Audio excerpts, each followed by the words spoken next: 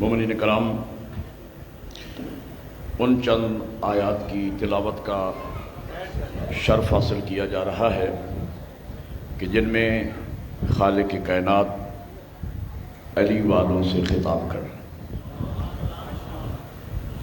ارشاد ہوتا ہے، یا ایھا الذین آمنوا انفقوا مما رزقناکم من قبل ان یاتی یوم لا بیع فیہ ولا خلۃ ولا شفاعۃ والکافرون هم الظالمون۔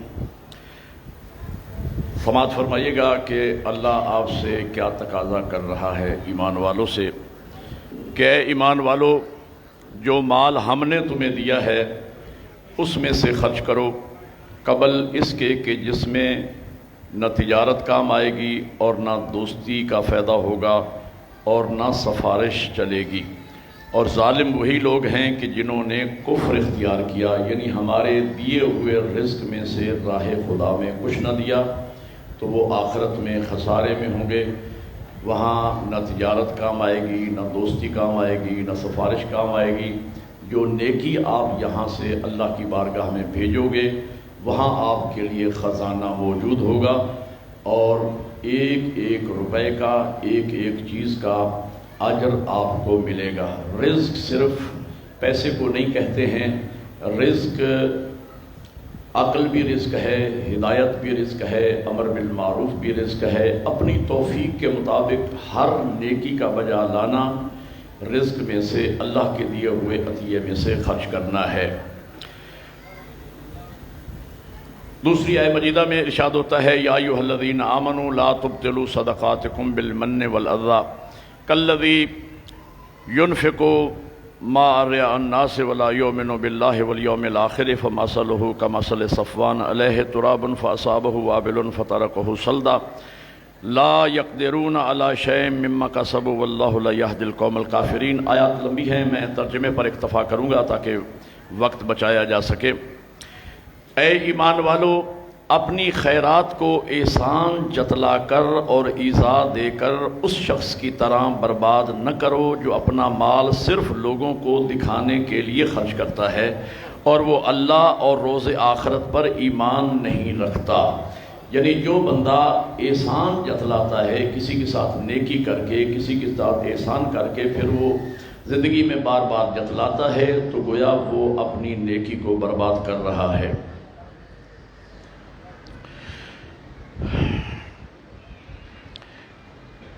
بس اس خرچ کی مثال اس چٹان کی سی ہے کہ جس پر تھوڑی سی مٹی ہو، پھر اس پر زور کا می برسے اور اسے صاف کر ڈالے۔ اس طرح یہ لوگ اپنے اعمال سے کچھ بھی اجر حاصل نہ کر سکیں گے، اور اللہ کافروں کی رہنمائی نہیں فرماتا ہے۔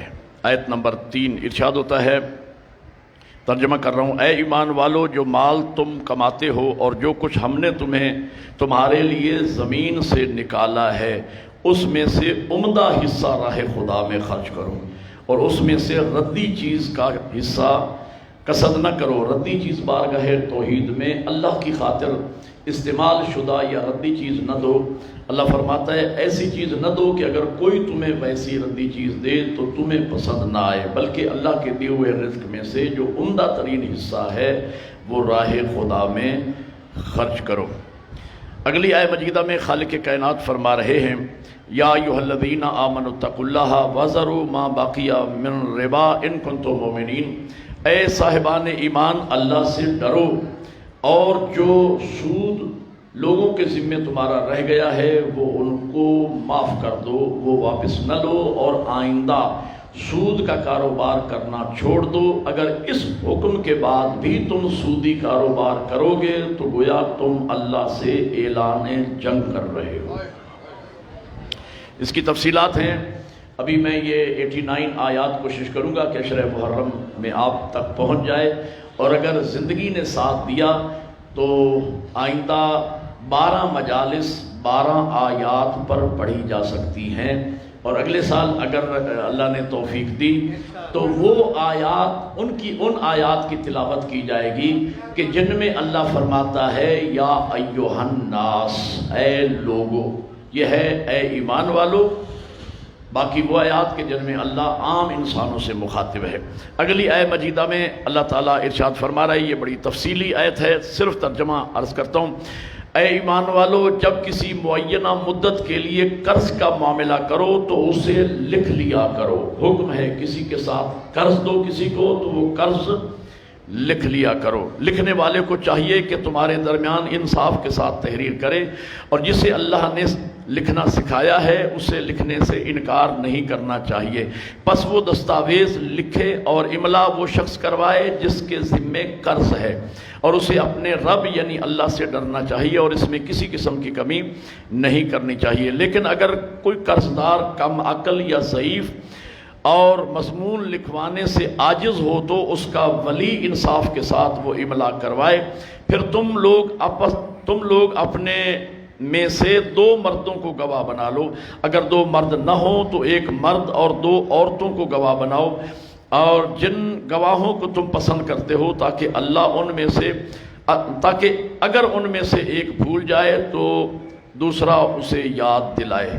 جب گواہی کے لیے طلب کیے جائیں تو انہیں انکار نہیں کرنا چاہیے، اور قرض چھوٹا ہو یا بڑا مدت کے تعین کے ساتھ اسے لکھنے میں سستی نہ کرو۔ یہ ایمان والے کو حکم ہے۔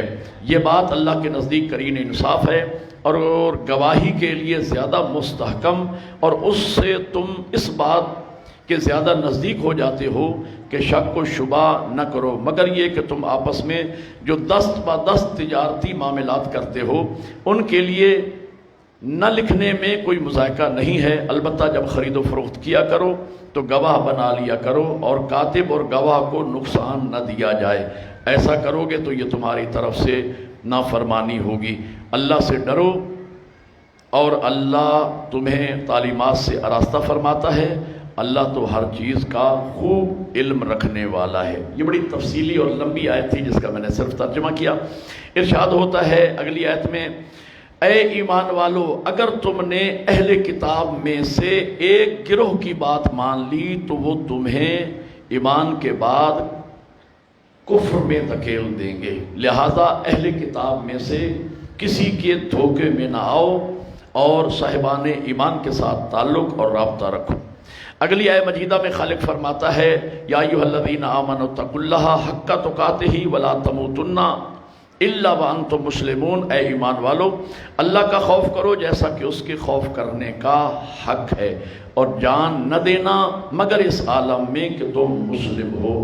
اس عالم میں تمہاری جان نکلے، اس عالم میں تم اللہ کے سامنے حاضر ہو کہ تم پورے مسلمان ہو، پکے مسلمان۔ اگلی آیت مجیدہ میں اللہ فرماتا ہے، یا ایھا الذین آمنوا لا تتخذوا بطانۃ من دونکم لا یعلونکم خبالا ودوا ما عنتم قد بدت البغضاء من افواہہم وما تخفی صدورہم اکبر قد بین لکم الآیات ان کنتم تعقلون۔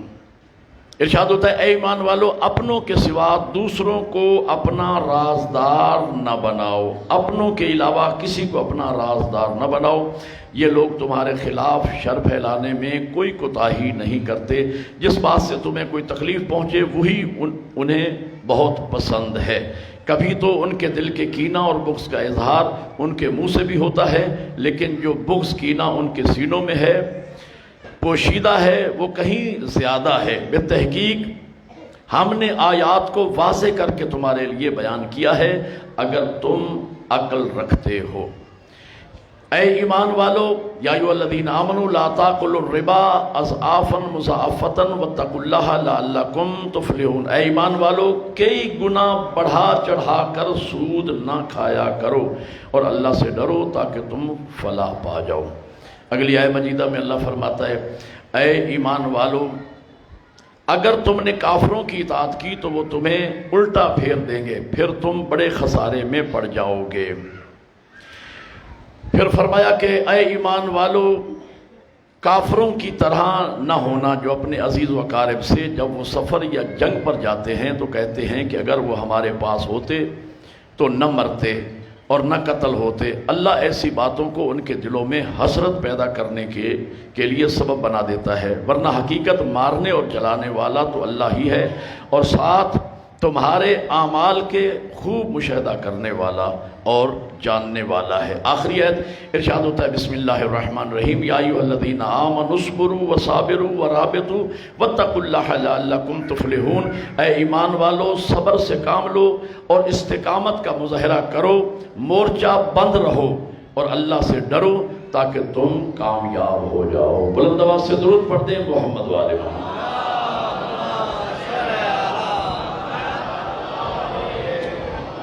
اعوذ باللہ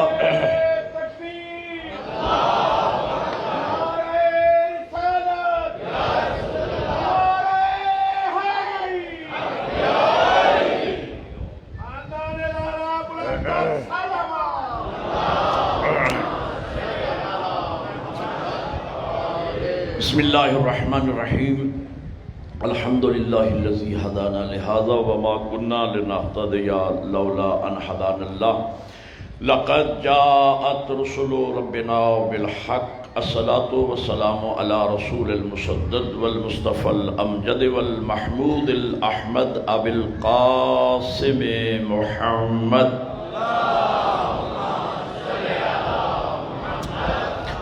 وآلہ الطیبین الطاہرین المعصومین اما بعد فقط قال اللہ تبارک و تعالی فی کتابہ العالی بسم اللہ الرحمن الرحیم ان الدین عند اللہ الاسلام فقال رسول اللہ صلی اللہ علیہ وآلہ وسلم یا علی انت و شیعتک هم الفائزون یوم القیامہ بلند الصلوات۔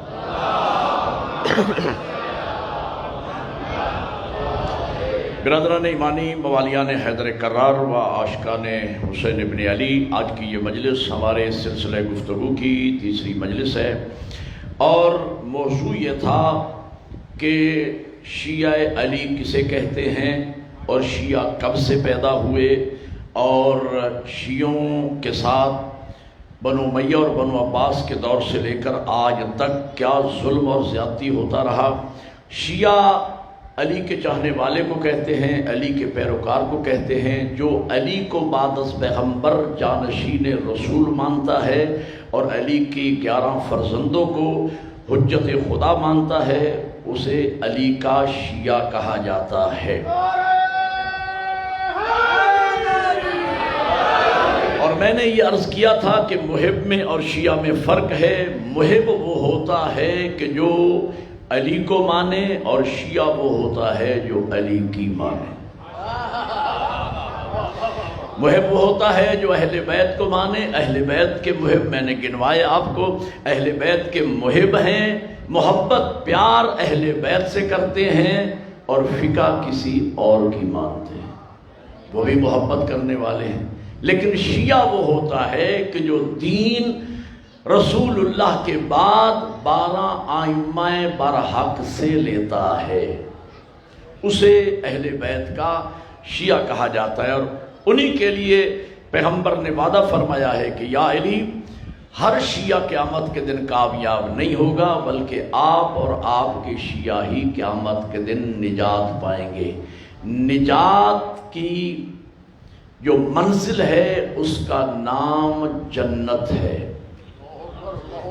اس کا نام جنت ہے۔ آج ہر مکتبہ فکر کہتا ہے کہ میرے مکتبہ فکر کے مطابق زندگی گزارو تو جنت میں جاؤ گے، دوسرا کہتا ہے میرے مکتبہ فکر کے مطابق زندگی گزارو تو جنت میں جاؤ گے۔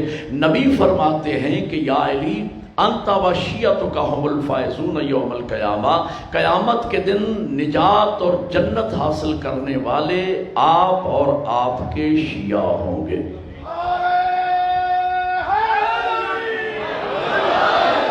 لیکن آج ظلم یہ ہے کہ ہر ملا جنت بانٹتا پھر رہا ہے، جس کو دیکھو وہ جنت بانٹتا پھر رہا ہے۔ اچھا، ایک بات اور سمجھنے والی ہے کہ جنت نہ ڈاکٹر بیچتا ہے، نہ سیاست دان بیچتا ہے، نہ انجینئر بیچتا ہے۔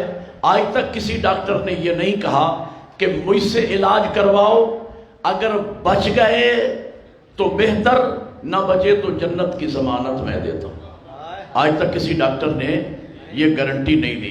کسی سیاستدان نے آج تک یہ نہیں کہا کہ مجھے ووٹ دو، اگر میں کامیاب ہو گیا تو جنت تمہارے نام لکھ دوں گا۔ اس قسم کی کوئی گارنٹی سیاستدان نہیں دیتا ہے۔ کوئی انجینئر یہ نہیں کہتا کہ اگر مجھ سے مکان بنواؤ گے یا نقشہ مکان کا بلڈنگ کا مجھ سے بنواؤ گے تو جیسا مکان کا نقشہ بنواؤ گے ویسا ہی جنت میں تمہیں مکان لے کے دوں گا۔ یہ انجینئر بھی وعدہ نہیں کرتا، کوئی جنت کا وعدہ نہیں کرتا سوائے ملا کے۔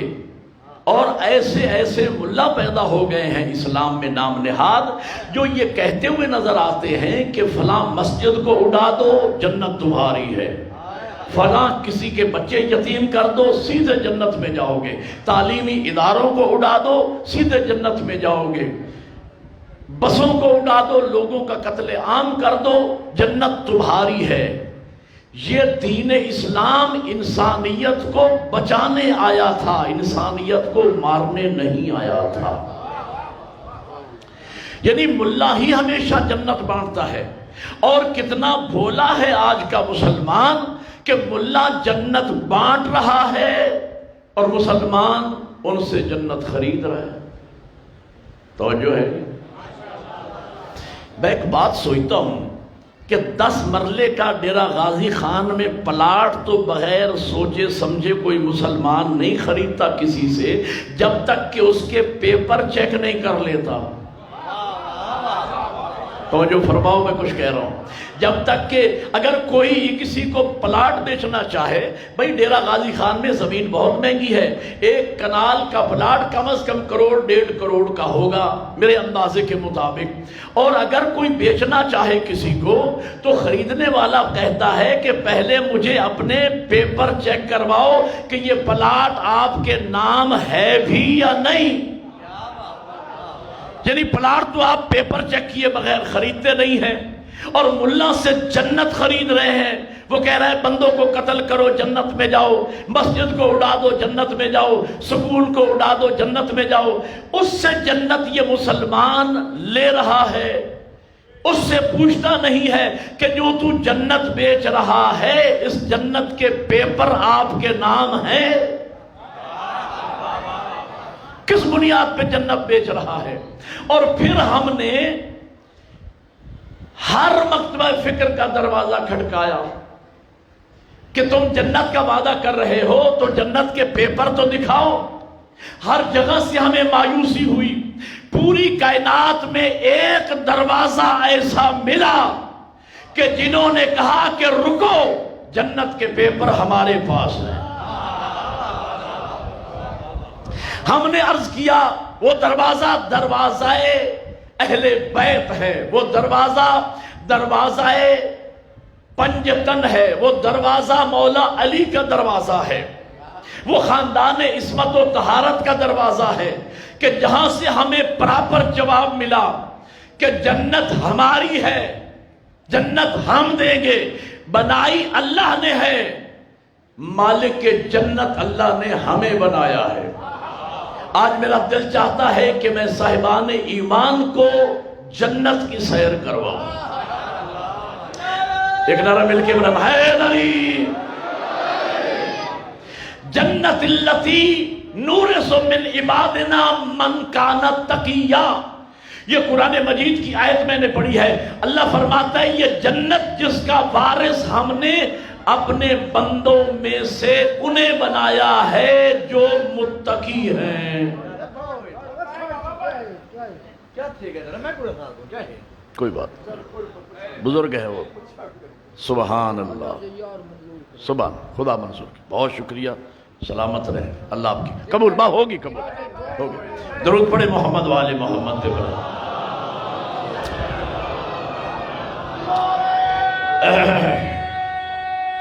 حیدری جنت اللتی نورث من عبادنا من کانت تقیا۔ جنت وہ ہے کہ جس کے وارث ہم نے ان لوگوں کو بنائے ہیں کہ جو صاحب تقوی ہیں۔ تو سب سے پہلے اس آیت مجیدہ کا مصداق اللہ کی اس کائنات میں کون ہے؟ وہی مصداق ہے جو امام المتقین کا بھی آقا ہے۔ آپ غور فرمائیں جو میں کچھ کہہ رہا ہوں۔ کون جنت کے پہلے وارث، پہلے مصداق کون ہے جو جنت کے وارث قرار پائے؟ اللہ نے لفظ وارث استعمال کیا ہے۔ نورثو من عبادنا من کان تقیا، اپنے بندوں میں سے ہم نے وارث بنایا ان کو جو صاحب تقوی ہے۔ تو کائنات میں سب سے بڑے صاحب تقوی ہستی کا نام میرا نبی ہے، جو امام المتقین کا بھی آقا ہے۔ تو گویا اللہ نے وارث جنت اپنے محبوب کو بنایا۔ چونکہ لفظ وراثت آیا ہے تو اللہ نے اپنے محبوب کو بیٹی عطا فرمائی، اس لیے کہ لوگوں نے تانا دیا تھا کافروں نے، ان اعطیناک الکوثر فصلی لربک وانحر۔ جب بے اولادی کا تانا ملا تو اللہ نے فرمایا انا اعطیناک الکوثر، حبیب ہم نے تمہیں کوثر عطا کی ہے۔ فصلی لربک وانحر، نماز پڑھ اور قربانی کر۔ ان شانئک ھو الابتر، بے شک تیرا دشمن ہی بد نسلہ رہے گا، اس کی نسل قطع ہو جائے گی۔ اللہ نے اپنے محبوب کو بیٹی دی، جنت کا وارث میرا نبی، اللہ نے بیٹی دی، اسے بنایا خاتون جنت۔ تھوڑا توجہ فرماتے رہیے گا۔ باپ جنت کا وارث، باپ کے بعد وراثت اکلوتی اولاد کو ملی۔ میرے نبی کی اکلوت بیٹے دیے اللہ نے، مسلط خداوندی واپس لے لیے، تو اکلوتی اولاد تھی جناب سیدہ، یہ جنت وراثت میں ملی جناب سیدہ کو۔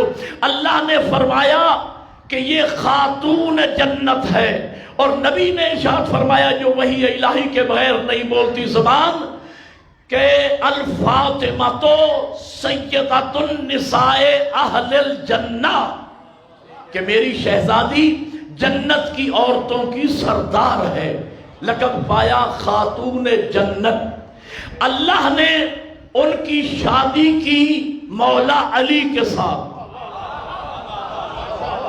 اللہ نے اپنے محبوب کو علی جیسا داماد دیا، ان کو اللہ کے حکم سے نبی نے فرمایا یا علی انت کسیب النار والجنہ،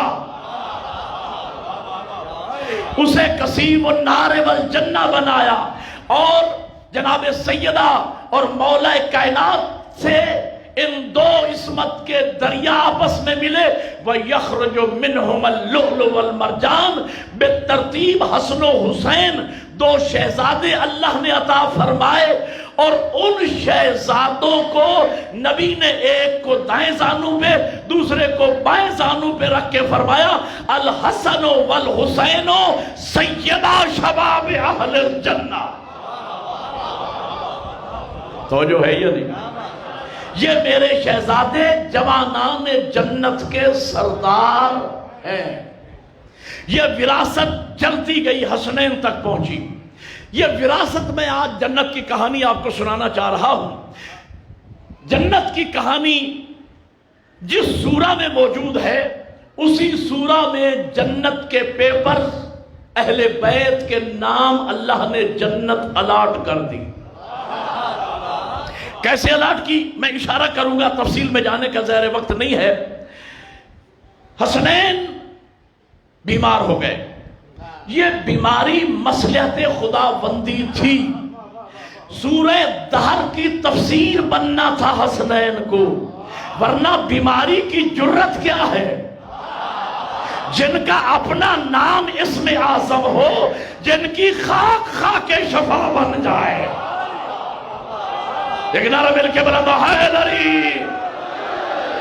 یہ مسلط خداوندی سی بیمار ہوئے، حضور گھر میں تشریف لائے، فرمایا خدا فرما رہا ہے اے علی و بطول، اگر آپ روزوں کی منت مان لیں، 3 روزے رکھنے کی منت مان لیں، اللہ وعدہ کر رہا ہے کہ حسنین کو اللہ شفا عطا فرمائے گا۔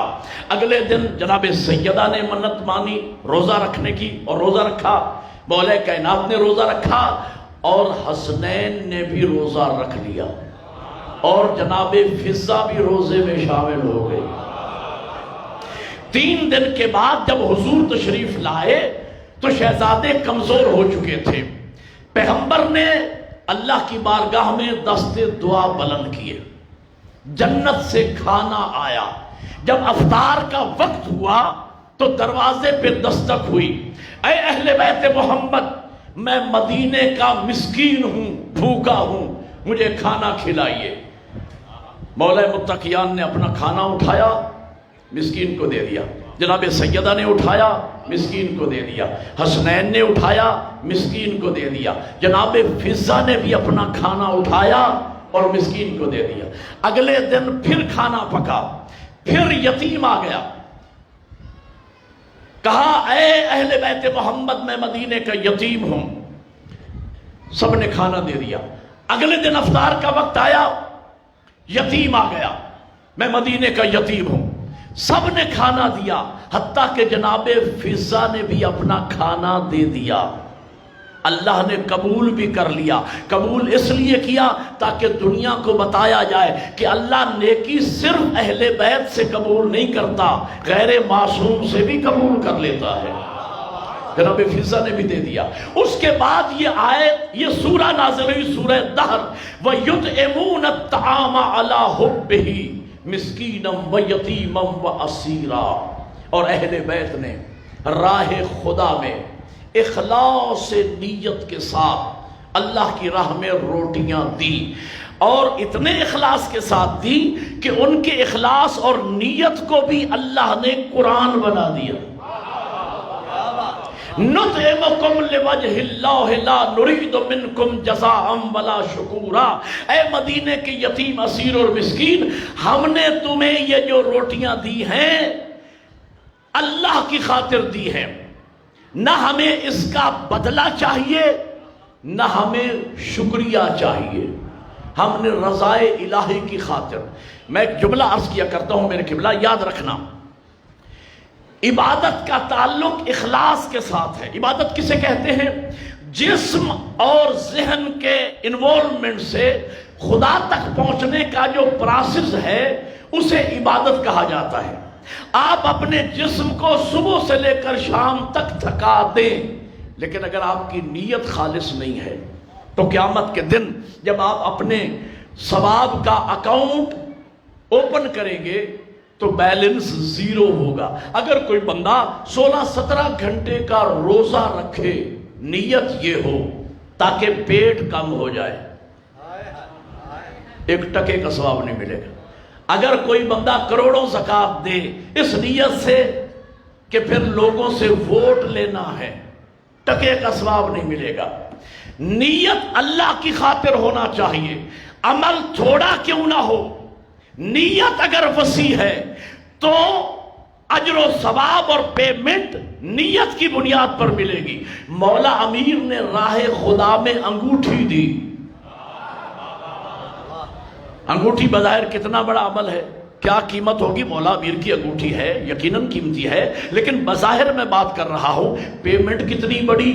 انما ولیکم اللہ ورسولہ والذین آمنوا الذین یقیمون الصلاۃ ویؤتون الزکاۃ وہم راکعون۔ بے شک ایک تمہارا اللہ ولی ہے، اس کا رسول ولی ہے، اس کے بعد جمع کی لفظیں ہیں، علی نہیں، پورا گروپ ہے ولیوں کا۔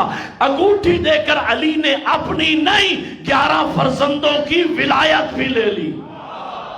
کتنی بڑی پیمنٹ ملی۔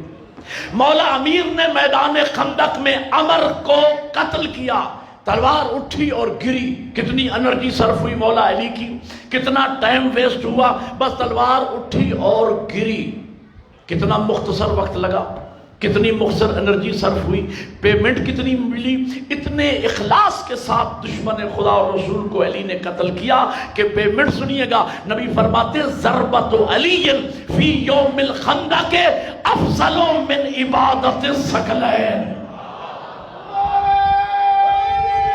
مل کے حیدری، یہاں روٹیاں دی اہل بیت نے، اللہ نطعمکم لوجہ اللہ، اللہ کی ذات کی خاطر ہم نے روٹیاں دی۔ روٹی کی بظاہر کیا قیمت ہوگی، لیکن اس اخلاص کے ساتھ دی، اللہ نے اجر کتنا بڑا عطا فرمایا، پیمنٹ کتنی بڑی ہوئی، جزاء بما صبروا جنتا وحریرا۔ اے اہل بیت محمد، ان روٹیوں کے بدلے میں نے اپنی جنت اور جنت کی ساری نعمتیں روٹی کا بدلہ تمہیں عطا کر دی۔ یہ جنت جزا میں ملی ہے، توجہ ہے یا نہیں؟ یہ جنت آل محمد نے خریدی ہے، جزاء بما صبروا، جو تو آپ نے صبر کیا اور کھانا مسکین، یتیم اور اسیر کو میری خاطر دیا، اس کے بدلے میں اللہ نے تمہیں جنت اور اس کی نعمتیں دے دی۔ تو یہ جنت ملی روٹیوں کے بدلے میں، کتنی بڑی پیمنٹ! کیوں؟ اللہ نے جب آل محمد کے اخلاص کو، لفظ سمجھنا، آل محمد کی نیت کو میزان عدل پر تولا تو اللہ نے یہ طے کیا کہ اگر میری ساری کائنات عرش تا فرش ایک روٹی بن جائے تو یہ اہل بیت میری راہ میں دینے سے انکار نہیں کریں گے۔ اس وزن کو تول کے اللہ نے جنت اور اس کی ساری نعمتیں اہل بیت کو دے دی۔ اہل بیت قرار پائے وارث جنت۔ اور اس پوری سورہ دہر میں آپ تفسیر پڑھ لیجئے جا کے، شیعہ سنی کو تو متفق ہے اس بات پر تفاسیر، حضور منت میں شامل نہیں ہوئے۔ اب معصوم کی مصلحت معصوم ہی جانتا ہے، ہم کچھ نہیں کہہ سکتے، لیکن ایک مصلحت یہ سمجھ میں آتی ہے، حضور فرماتے ہیں اگر میں بھی منت میں شامل ہو گیا، میں نے بھی روزہ رکھ لیا، میں نے بھی اپنی روٹی راہ خدا میں دے دی، تو ایک شیر میرا بھی جنت میں ہو جائے گا۔ نہیں، آپ نے غور ہی نہیں فرمایا۔ حضور منت میں شامل کیوں نہ ہوئے؟ اس لیے کہ تاکہ آل محمد کی روٹی کا وزن معلوم ہو جائے۔ حیدری! اور اس لیے بھی منت نہ مانی، اس لیے بھی روزے میں شامل نہ ہوئے کہ اگر پیغمبر بھی اپنی روٹی دے دیتے تو سیانے لوگ یہی کہتے کہ جنت تو نبی کی روٹی کے بدلے میں تلی ہے، تو کیا ہے باقی اہل بیت کی روٹیوں کو خدا واپس تھوڑا ہی کر دیتا؟ لیکن جنت تو اصل میں نبی کی روٹی کے بدلے میں تلی ہے۔ نبی نے اپنے آپ کو الگ رکھا تاکہ پوری جنت آل محمد کی روٹیوں کے بدلے میں بکے۔ دو مقامات ہیں جہاں پیغمبر نے اپنے آپ کو علیحدہ رکھا تاکہ میری آل کی شان ظاہر ہو جائے۔ ایک سورہ دہر میں حضور منت میں شامل نہیں ہوئے تاکہ پوری سورہ دہر میری اہل بیت کے شان میں نازل ہو جائے بلا شرک۔ باقی جتنے فضائل ہیں پنجتنی ہیں، آئے تطہیر پنجتنی ہے، آئے مباہلہ پنجتنی ہے، لیکن سورہ دہر چار تنی ہے۔ آپ نے غور نہیں فرمایا، سورہ دہر چار تنی ہے، یہ چار ہستیوں کے لیے، اس میں جناب فضہ بھی شامل ہو گئی، لیکن بیسیکلی معصوم ہستیاں چار ہیں جن کی شان میں سورہ دہر آئی ہے۔ اور دوسرا مقام پر حضور اس حدیث میں شامل نہیں ہوئے، فرماتے ہیں من ماتا علی حب آل محمد ماتا شہیدہ، جو میری آل کی محبت دل میں لے کے مرا وہ شہید ہے۔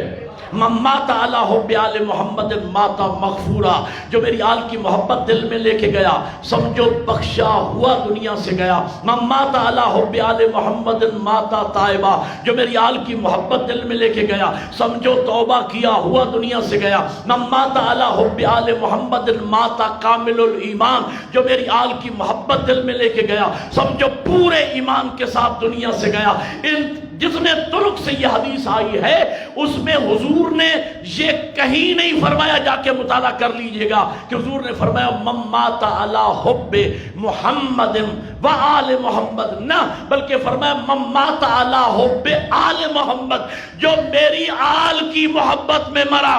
ہم عرض کریں گے یا رسول اللہ، آپ نے جنت اور نجات کے لیے اپنی محبت کو شامل کیوں نہ کیا؟ فرمایا مصلحت یہ تھی اگر میں اپنی محبت کو بھی شامل کر دیتا تو ہو سکتا ہے قیامت کے دن ایک طبقہ یہ کہہ کر میری آل سے جدا ہو جاتا دنیا میں کہ ہم تو نبی کے کوٹے سے جنت میں جائیں گے، نبی فرماتے جنت میں میرا کوٹا ہے ہی نہیں، جو بھی جنت میں جائے گا میری آل کی وجہ۔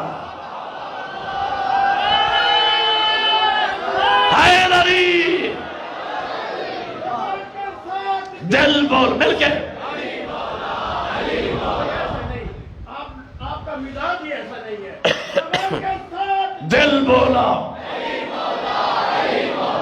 زبان کے ساتھ دل بولا، علی مولا، ہر ایک میزان پر تولا، علی مولا، علی مولا، ہر ایک میزان پر تولا،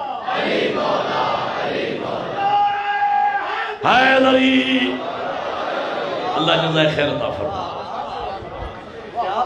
ہاں اس لیے میں نے اپنے آپ کو شامل نہیں کیا تاکہ کہیں لوگ یہ کہہ کر میری آل سے جدا نہ ہو جائیں کہ ہم قیامت کے دن نبی کے کوٹے سے جنت میں جائیں گے۔ نبی فرماتے جنت میں میرا کوٹا ہے ہی نہیں، جو جائے گا میری اہل بیت کی وجہ سے جائے گا۔ تو میں کہنا یہ چاہ رہا ہوں، حضور کے بعد سیدہ وارث جنت، سیدہ کے بعد پوری جنت کا مالک میرا مولا علی، غور ہے یا نہیں؟ جنت کا مالک میرا مولا علی، علی کے بعد مولا حسن پوری جنت کے وارث، مولا حسن کے بعد مولا حسین پوری جنت کے مالک، مولا حسین کے بعد یہ وراثت علی زین العابدین کو ملی، ان کے بعد جنت کا وارث میرا مولا باقر ہے، مولا باقر کے بعد پوری جنت کا وارث میرا صادق ہے۔ میرا صادق مولا اپنی زندگی میں پوری جنت کے وارث تھے۔ اگر خود وارث جنت یہ کہہ دے جو میرے جد کے غم میں روئے گا میں جنت کا ضامن ہوں۔ جب وارث کہہ رہا ہے، جب مالک کہہ رہا ہے، لوگ کہتے ہیں میاں ایک آنسو کے بدلے میں جنت، یہ لوگوں کی سمجھ میں نہیں آ رہا، ایک آنسو کے بدلے میں جنت۔ اس مسئلے کو ایک تاریخی واقعہ مختصر بیان کر کے میں 2 اور 2 4 کر کے آپ کے سامنے حل کرنا چاہتا ہوں۔ ایک تاریخی واقعہ ہے، ممکن ہے بعض لوگوں نے یہ واقعہ سن رکھا ہو، بلکہ سب پڑھے لکھے لوگوں نے سن رکھا ہوگا۔ یہ تاریخی واقعہ ہے۔ برطانیہ کی جو ملکہ ہے، اس وقت زندہ ہے، بزرگ خاتون، اس کا کیا نام ہے؟ ملکہ الزبتھ۔ اصل برطانیہ کی حکومت پر پہلا حق اس کے چچا کا تھا جو اس کے باپ سے بڑا تھا، وہ بڑا تھا۔ باپ کے بعد اس ملک کے برطانیہ کی بادشاہت کا اصل حقدار اس ملکہ برطانیہ کا چچا تھا جو اس کے باپ سے بڑا تھا۔ وہ امریکہ کی کسی خاتون سے شادی کرنا چاہتا تھا۔ برطانیہ کا قانون یہ تھا کہ جو ملک کا سربراہ ہوگا وہ کسی غیر ملکی عورت سے شادی نہیں کر سکتا ہے، یہ قانون تھا اور ہے۔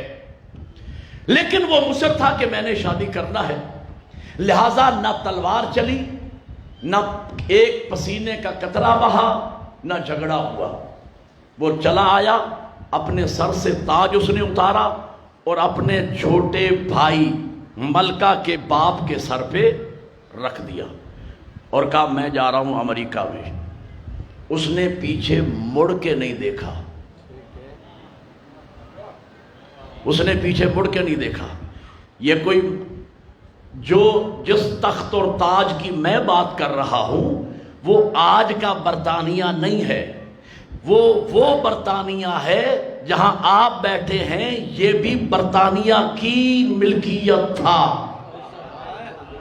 یعنی برطانیہ کی حکومت اتنی وسیع تھی کہ سورج غروب نہیں ہوتا تھا۔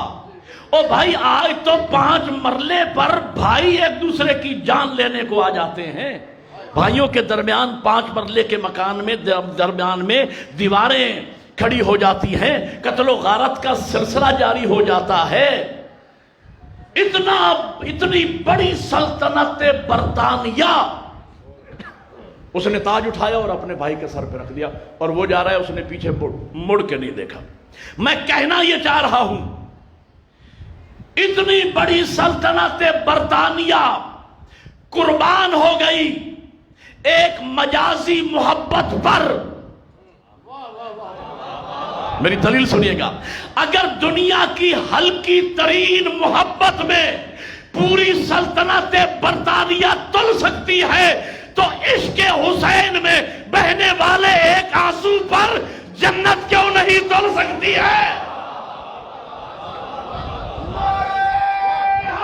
حیدری مل کے آپ کی آواز کے عراق تک جانی چاہیے۔ ہاں، حسینیت زندہ باد، حسینیت زندہ باد، یزیدیت مردہ باد، یزیدیت مردہ باد، زندہ پائندہ باد، اہل بیت زندہ باد، زندہ پائندہ باد، اہل بیت زندہ باد، تا قیامت زندہ باد، بعد از قیامت زندہ باد، اہل بیت زندہ باد۔ نعرہ سلوات۔ اللہم صلی علی محمد۔ اس آنسو کی قدر و قیمت کیا ہے؟ یہ عشق حسین کی پاک محبت، اہل بیت کی پاک محبت، ایک نجس محبت میں اگر پوری سلطنت برطانیہ تل سکتی ہے تو آل محمد کی طاہر اور پاک محبت کے ایک آنسو کے بدلے اگر جنت تل جائے تو اس میں تعجب۔ اور مالک جنت اگر کہہ دے کہ جو میرے جد کے غم میں روئے گا میں اس کی جنت کا ضامن ہوں۔ میرے مولا صادق کے بعد اس جنت کے وارث میرے مولا موسی کاظم قرار پائے، پھر وارث جنت امام رضا بنے، پھر وارث جنت امام محمد تقی بنے، پھر امام علی نقی بنے، پھر امام حسن عسکری بنے۔ آج ملا لوگوں کو میں کہوں گا خبردار، جنت کی ملکیت کا دعویٰ نہ کرو، یہ کسی مردے کا مال نہیں، اس کا وارث زندہ ہے۔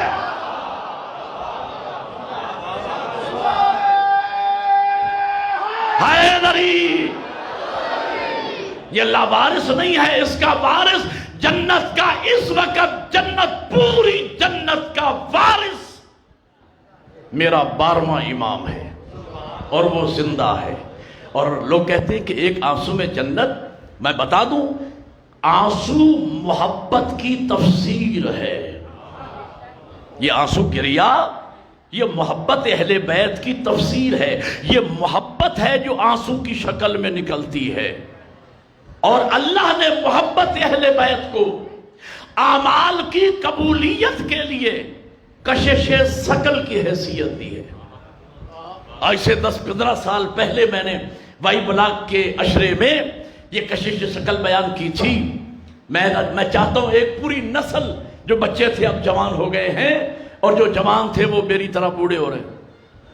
بھئی 22-23 سال کوئی معمولی بات ہے، 98 سے میں نے آنا شروع کیا، تو بہرحال ان کے لیے نئی بات ہوگی۔ کشش ثقل کیا ہوتی ہے؟ اب ظاہر پڑھے لکھے لوگ مجھ سے بھی بہتر جانتے ہیں، میں مولانا آدمی، کشش ثقل کوئی پڑھا لکھا پروفیسر، کوئی ڈاکٹر بہتر انداز میں سمجھا سکتا ہے، جس نے سائنس پڑھی ہے۔ جو میں نے پڑھا اور سنا، اساتذہ بتاتے تھے کہ وزن نام کی کوئی شے اس دنیا میں نہیں ہے، یہ سب کشش ثقل ہے۔ وہ مثال اب بھی مجھے یاد ہے، 9ویں 10ویں کلاس میں جب میں پڑھتا تھا تو سائنس کے ٹیچر نے ہمیں بتایا تھا کلاس میں کہ جب آم کا پھل درخت سے الگ ہوتا ہے اوپر کیوں نہیں جاتا، نیچے ہی کیوں گرتا ہے؟ اس لیے کہ زمین ہر شے کو اپنی طرف کھینچتی ہے، اور ہر شے میں اتنا ہی وزن ہوتا ہے جتنا اس کی زمین کے ساتھ کشش زیادہ ہوتی ہے۔ روئی کپاس کی کشش زمین سے کم ہے، اس کا وزن کم ہے۔ لوہے کی کشش زمین کے ساتھ زیادہ ہے، اس کا وزن زیادہ ہے۔ تو قانون یہ طے پایا کہ جس شے میں جتنی کشش زیادہ ہوگی اتنا اس میں وزن زیادہ ہوگا۔ اللہ نے اعمال کی قبولیت کے لیے عشق اہل بیت اور محبت اہل بیت کو کشش ثقل کی حیثیت دی ہے۔ قیامت کے دن اللہ نے احسان فرمایا علی والوں پر، فرمایا ہم قیامت کے دن اعمال گنیں گے نہیں، اعمال کو تولیں گے۔ پتہ نہیں سمجھے یا نہیں آپ؟ اعمال گنے نہیں جائیں گے، اعمال میزان لگے گا، اعمال تولے جائیں گے، اور عمل میں وزن پیدا ہوتا ہے ولایت اہل بیت اور محبت اہل بیت سے۔ اور جس مومن کے دل میں جتنا اہل بیت کی محبت زیادہ ہوگی اس کے عمل میں وزن زیادہ ہوگا۔ اب دنیا کیا جانے کہ محبت حسین اور عشق حسین میں بہنے والے ایک آنسو کا وزن کتنا ہوگا، وزن کتنا ہوگا۔ اور یاد رکھنا، جن لوگوں کے دلوں میں محبت اہل بیت نہیں ہوگی ان کے اعمال میں وزن ہی نہیں ہوگا۔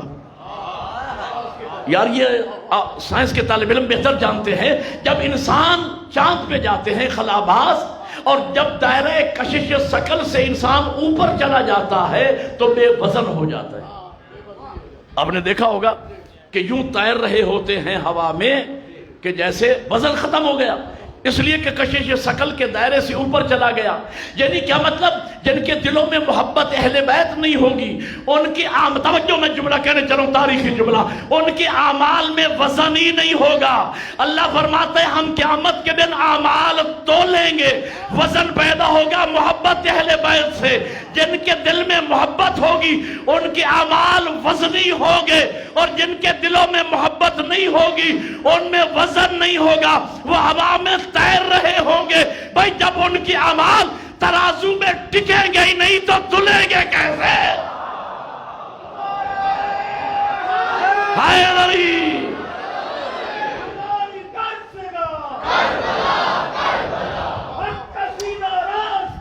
کربلا کربلا عقیدہ و جہاد ہے، حیات ہے۔ ہائے علی اللہ آپ کو جزائے خیر عطا فرمائے۔ یہ گریہ، یہ ماتم، یہ مجلس، یہ آپ کی محبت اہل بیت کی تفسیریں ہیں۔ یہ محبت ہے جو گھروں سے آپ کو کھینچ کے لائی ہے، چھوٹے چھوٹے بچوں کو ساتھ لے کے، ماؤں بہنوں اور بیٹیوں کو ساتھ لے کے۔ یہ حسین کا پیار ہے، یہ حسین کا عشق ہے، یہ رشتہ ہی ہے جو آپ کو یہاں لے کے آیا ہے۔ اور میں سوچتا ہوں ایک نفسیاتی سا جملہ ہے کہ انسان اپنی مائیں بہنیں اور بیٹیاں وہاں لے کے جاتا ہے جہاں گزارا نہ ہوتا ہو۔ مولا حسین تیرے بغیر ہمارا گزارا نہیں ہے۔ 28 رجب کو سادات نے مدینہ چھوڑا۔ دوران سفر ایک منزل آتی ہے جسے منزل ذی حشر کہتے ہیں۔ میٹھے پانی کا چشمہ تھا، سب نے پانی پیا۔ جب قافلہ چلنے لگا امام نے فرمایا کہ قافلے میں جس کے پاس جو بھی برتن ہے پانی سے بھر لو۔ پانی سے بھر لیا گیا، قافلہ آگے چلا۔ کسی نے کہا مولا پانی ضرورت سے بہت زیادہ ہو گیا ہے۔ امام فرماتے میرا حکم ہے، اولی الامر کا حکم تھا پانی بھر لیا۔ منزل شراب پر قافلہ پہنچا۔ کسی نے کہا مولا ہمیں کوفہ کی جانب سے ایک لشکر آتا دکھائی دے رہا ہے۔ امام فرماتے یہاں انتظار کرو، دیکھو یہ کون لوگ ہیں، کہاں سے آ رہے ہیں، کہاں جانا چاہتے ہیں، ان کے ارادے کیا ہیں۔ تاریخ یہ کہتی ہے، ایک روایت کے مطابق علامہ نجم الحسن قراروی نے لکھا 14 ستارے میں 1000، ایک روایت کے مطابق 3000 کا لشکر لے کر حر نے آ کے بطول کے بیٹے کا محاصرہ کیا۔ اور گھوڑے پہ سوار تھا، امام بھی گھوڑے پہ سوار ہوئے۔ میں تاریخ کا ایک ایک لفظ میں نے یاد کیا ہے، لفظ با لفظ میں نے تسلسل کے ساتھ یاد کیا ہے، اور میں لفظ با لفظ کتاب سے آپ کو گویا سنا رہا ہوں۔ امام گھوڑے پہ سوار ہوئے، آمنا سامنا ہوا، دعا سلام کے بعد امام فرماتے حر کہاں سے آ رہے ہو، کہاں جانا چاہتے ہو، تیرے ارادے کیا ہیں؟ حر کہتا ہے فرزند رسول میں ایک فوجی آدمی ہوں، مجھے ابن زیاد کی طرف سے حکم ملا ہے کہ میں آپ کو گرفتار کر کے دربار میں پیش کروں۔ آپ کا رشتہ ہے اولاد زہرا سے۔ جو الفاظ تاریخ سن کے رونے کے عادی ہے نا، ان کے لیے جملہ کہہ رہا ہوں۔ امام فرماتے اور میری طرف دیکھ، میں کائنات کے غلاموں کو آزاد کرانے والے خاندان کا چشمہ چراغ ہوں۔ مجھ آزاد کو تو گرفتار نہیں کر سکتا، لیکن اور یہ ساری باتیں تو بعد میں ہوتی رہیں گی۔ پہلے تو مجھے یہ بتا کہ تیرے چہرے کا رنگ کیوں اترا ہوا ہے، تیرے فوجی کیوں پریشان ہیں، تیرے جانور کیوں ہانپ رہے ہیں؟ اور نے سر جھکا کے کہا فرزند زہرا، بڑا پرانا آزادار میرے سامنے، میں لفظ کہہ رہا ہوں، فرزند رسول 3 گھنٹے ہو گئے، جزاک اللہ جزاک اللہ جزاک اللہ، میں بھی پیاسا ہوں، میری فوج بھی پیاسی ہے، جانور بھی پیاسے۔ 1-8 گھنٹہ اگر ہمیں پانی نہ ملا تو ہم میں سے بعض لوگ شدت پیاس کی وجہ سے شاید مر نہ جائیں۔ امام نے فرمایا میرے ساتھیوں، میں نے نہ کہا تھا پانی بھر لو، آؤ میرے اصحاب اور کے گھوڑوں کو پانی پلاؤ۔ شاباش، یہی حق ہے محبت کا۔ آؤ اکبر و قاسم عباس ہور کے فوجیوں کو پانی پلاؤ۔ امام نے کاسا ہاتھ میں لیا، ہور کو پیش کیا۔ جنگل میں منگل ہو گیا، حسین کا ابر رحمت برسنے لگا، پیاسے سیراب ہونے لگے۔ جب سب پانی پی چکے تو ہور اور ہور کے ساتھیوں کے سر شکریہ کے طور پر جھک گئے۔ اگلے جملے پہ آپ کی محبت کا امتحان ہے، جھک گئے۔ امام فرماتے ہور شکریہ کی کوئی بات نہیں، میں اس جنگل میں تمہیں پانی پلا کے یہ ثابت کرنا چاہتا تھا کہ قاتل کو شربت پلانے والے باپ کا بیٹا ہے۔ ہے جزاک اللہ جزاک اللہ جزاک اللہ۔ قاتل کو شربت پلانے والے باپ کا بیٹا کسی بھی حالت میں اپنی خاندانی روایات کو فراموش نہیں کرتا ہے۔ پھر گفتگو شروع، امام فرماتے ہور اگر آپ لوگوں کو میرا وجود سلطنت عرب میں برداشت نہیں ہے تو میرا راستہ چھوڑ دو، میں ہندوستان چلا جاتا ہوں۔ ایک روایت میں ہے میرا راستہ چھوڑ دو، میں سندھ چلا جاتا ہوں۔ 16 سال میں سکھر سندھ میں رہ کے آیا ہوں، میرا دل گواہی دیتا ہے شاید امام نے سندھ ہی کے بارے میں کہا۔ یہ پورا پاکستان ہمارا ہندوستان میں شامل تھا، آج بھی سندھیوں کے دلوں میں سادات کا بڑا احترام ہے۔ میں عرض کیا کرتا ہوں اگر کوئی ڈاکو لوٹ رہا ہو نا اور جھوٹ بول دے لٹنے والا کہ یار میں سید ہوں، وہ فوراً قدموں میں پڑ جائے گا، معافی مانگ کے وہاں سے چلا جائے گا، بلکہ منزل پر پہنچا کے آئے گا۔ سادات کا احترام۔ اور میں سوچتا ہوں زہرا کا بیٹا کاش آپ ہندوستان میں آ جاتے، نہ سکینہ کو تماچے لگتے نہ اصغر کو تیر لگتے۔ آپ تو شیعہ ہو، آپ کے دلوں میں تو قبر حسین ہے۔ ایک ہندو شاعرہ کا میں نے سنا ہے، جہاں تک میرے معلومات ہے، اس نے سن لیا کہ زہرا کے بیٹے نے کہا کہ میرا راستہ چھوڑ دو، میں ہندوستان چلا جاتا ہوں۔ وہ کہتی ہے بھارت میں اگر آتا پردے میں اتارا جاتا، جو چاند بنی ہاشم کا دھوکے میں نہ مارا جاتا، چوکھٹ سے نہ اٹھتے ماتھے، ہر وقت ہی پوجا ہوتی، اس دیش کی بھاشا میں بھگوان پکارا جاتا۔ اور مسلمانوں تم نے ہمارا مہمان ذبح کر دیا۔ امام فرماتے اچھا اگر میرا راستہ بھی نہیں چھوڑتا تو گرفتار تو نہیں کر سکتا، البتہ میں جہاں جاؤں میرے ساتھ چل سکتا ہے۔ یہ کہہ کر امام نے ذوالجناح کو چلنے کا اشارہ کیا۔ ذوالجناح نے ایک سے دوسرا قدم رکھا ہوگا کہ آگے بڑھ کے حر نے امام حسین کے گھوڑے کی لگام میں ہاتھ ڈالا۔ ماتمیوں عزاداروں میں نے پڑھ دیا، آپ نے بڑی تسلی سے سن لیا۔ پہلی مرتبہ رسول زادیوں نے دوران غربت اپنے بھائی کی مظلومیت کو دیکھا۔ پردے سے رسول زادیوں کی چیخوں کی آوازیں بلند ہوئی، واہ محمدہ واہ علیہ۔ رسول زادیوں کی چیخیں سننے کے بعد میرے مولا حسین نے وہ تاریخی جملہ کہا، میں تاریخ کا ایک ایک لفظ کہہ رہا ہوں، تاریخی جملہ کہا، حر تیری ماں تیرے غم میں روئے، ارے تو نے بطول زادیوں کو رلا دیا۔ پتہ ہے حر نے کیا جواب دیا؟ جو جواب حر نے دیا میں تو اس جواب سے سمجھ گیا کہ حر کی طینت میں شرافت پہلے سے موجود تھی۔ پتہ ہے حر کیا کہتا ہے؟ حر کہتا ہے حسین اگر تیری ماں زہرا نہ ہوتی،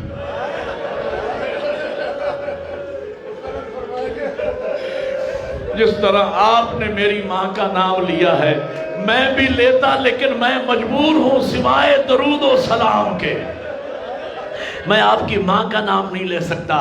میں کہوں گا کربلا کی طرف رخ کر کے ماتمیوں ایک دفعہ کہہ دو، اور اللہ تیری قبر پہ رحمت نازل کرے، اور تو نے دشمنوں کے سامنے حسین کی ماں کا حیا کیا ہے۔ اللہ جانے وہ کیسے مسلمان تھے جن کے دربار میں 4 گھنٹے بطول کھڑی رہی۔ جزاک اللہ، خدا تمہاری چیخیں بارگاہ زہرا میں قبول فرمائے۔ کسی مسلمان کو حیا نہیں آیا، زہرا تھک گئی ہوگی تھوڑی دیر بیٹھ جا۔ اس درد کو استاد العلماء نے بیان کیا، مجھے وہ وقت نہیں بھولتا۔ میں بھی چھوٹا سا ماتمی عزادار ہوں۔ علامہ مفتی جعفر حسین صاحب قبلہ کا 40واں تھا، کربلا گام شاہ میں علماء موجود تھے، علامہ اختر عباس صاحب تھے، علامہ حسین بخت جاڑا صاحب تھے، خطاب علامہ سید محمد یار شاہ نجفی کا تھا، اور میں نے اس سیدزادے کو ان جملوں پہ ممبر پہ منہ پر اور یہاں پیٹتے دیکھا، اور سید 5-7 منٹ مسلسل یہ جملے کہہ کے روتے رہے۔ وہ ابھی بھی میری آنکھوں کے سامنے ہے۔ قبلہ فرماتے مسلمانوں نے رسول زادی کا حیا نہیں کیا۔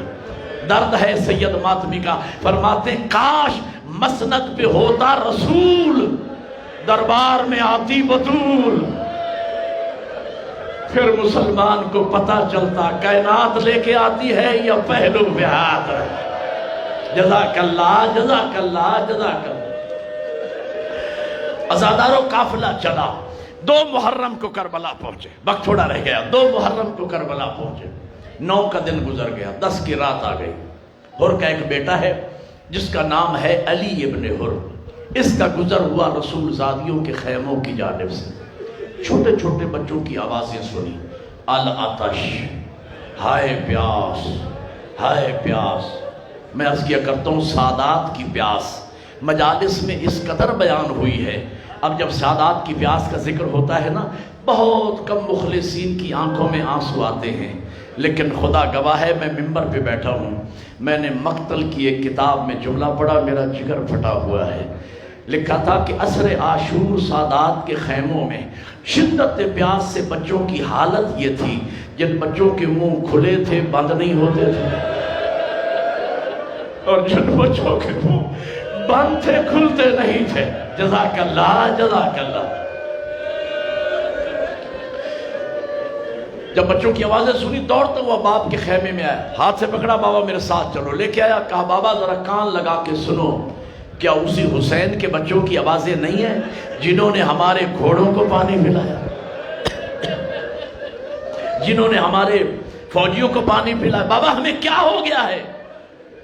اور کہتا ہے بیٹا میں مر چکا ہوں، مجھ مرے ہوئے کو نہ مار، میں نے طے کر لیا ہے کہ معافی مانگوں، سوچتا ہوں گناہگار بہت بڑا ہوں، پتہ نہیں معافی ملے گی یا نہیں ملے گی۔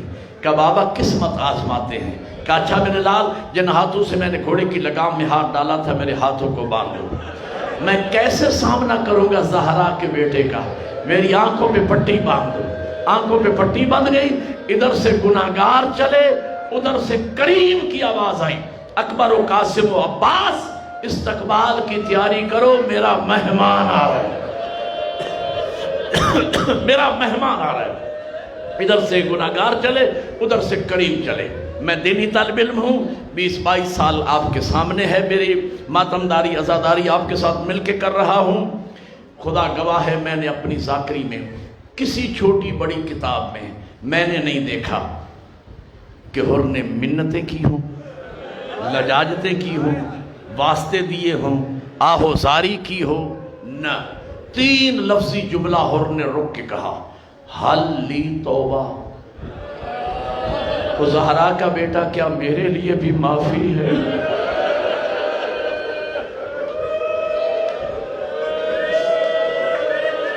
کیا میرے لیے بھی معافی ہے؟ ایک لمحہ نہیں گزرا، حسین نے سینے سے لگا کے کہا بھائی حر میں نے معاف کیا۔ عباس کی آواز آئی، بھائی حر میرا سلام۔ اکبر نے کہا چچا حر میرا سلام۔ اونو محمد نے کہا مامو حر ہمارا سلام۔ یہ مبارک بادیوں کی آوازیں خیموں میں پہنچی۔ جناب زینب فرماتی اماں فضا ذرا میرے بچے اون و محمد کو بلانا۔ شہزادے آئے، بیٹا یہ کیسی مبارکبادی ہے؟ اماں وہ ہر جس نے ماموں حسین کا راستہ روکا تھا وہ ماموں کی فوج میں شامل ہو گئے۔ اماں ماموں نے بھائی کہہ کے معاف کر دیا۔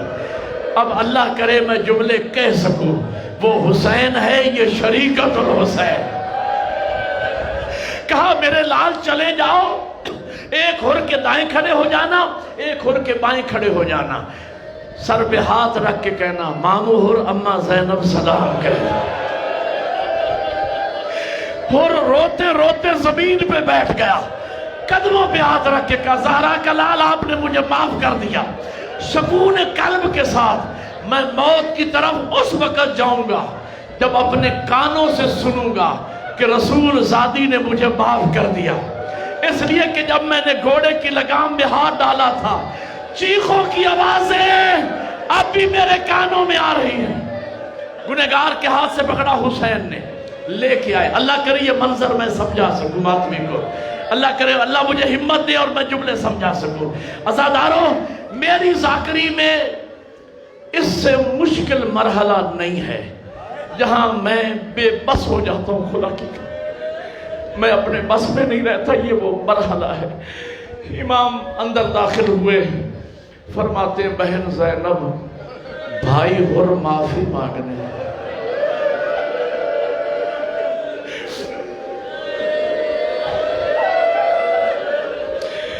پتہ ہے بی بی نے کیا معراج ہے کرم کی، خدا کی قسم یہ ہے رحمت للعالمین کی بیٹی، یہ ہے رب العالمین کے نمائندے۔ کہا بھائی ہر، یہ لفظ ہے بھائی ہر زینب شرمسار ہے۔ اس لیے کہ جب تو دشمن بن کے آیا تھا ہم نے تمہیں پانی پلایا تھا اور زینب اتنی غریب ہو گئی، جب تو بھائی بن کے میرے دروازے پہ آیا ہے میرے پاس ایک گھونٹ پانی کا نہیں جو میں اپنے بھائی کو پیش کروں، لیکن اور گھبرانا نہیں۔ 11 محرم کو اگر مجھے مہلت مل گئی سر کے بال کھول کے پہلا بہن تیری، جزاک اللہ جزاک اللہ، پہلا بہن تیری لاش پہ کروں گی۔ آپ کی محبت کو دیکھ کر اگلا جملہ چھوڑنے کو دل نہیں کر رہا۔ ہر کا ایک بیٹا جس کا نام علی ابن ہر کہ بابا میرے بیٹے کو مولا میرے بیٹے کو موت کی اجازت دو، 1 منٹ کی زحمت۔ علی ابن ہر کو اجازت ملی، میدان میں آئے، زین سے اترنے لگا، اس نے اپنے باپ کو پکارا۔ ہر کہتا ہے نسبتاً میں جوان تھا، حسین ضعیف تھا، میں پوری فوجی طاقت سے دوڑا کہ بیٹے کی لاش پہ پہنچو، لیکن جب میں بیٹے کی لاش کے قریب پہنچا میری حیرت کی انتہا نہ رہی، رحمت للعالمین کا بیٹا مجھ سے پہلے پہنچ گیا۔ میرے بیٹے کا سر اٹھا کے زانوں پہ رکھے ہوئے تھے، دستے دعا بلند تھے، مالک یہ ہور کی نہیں میری کرو۔ آخری جملہ آزادار اور کہتے ہیں میں آگے بڑھا تاکہ بیٹے کی لاش، اگلا جملہ صرف رونے کا نہیں ماتم کا جملہ ہے، تمہارے مذہب میں ماتم عبادت ہے۔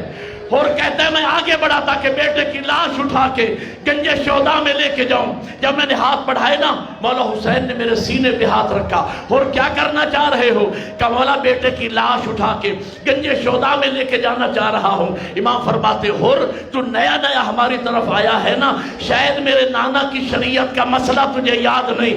میرے نانا کا حکم ہے بلا عذر شرعی کوئی باپ بیٹے کی لاش نہ اٹھائے۔ میں کہوں گا مولا ابھی تو ہر کو یہ کہہ رہے ہو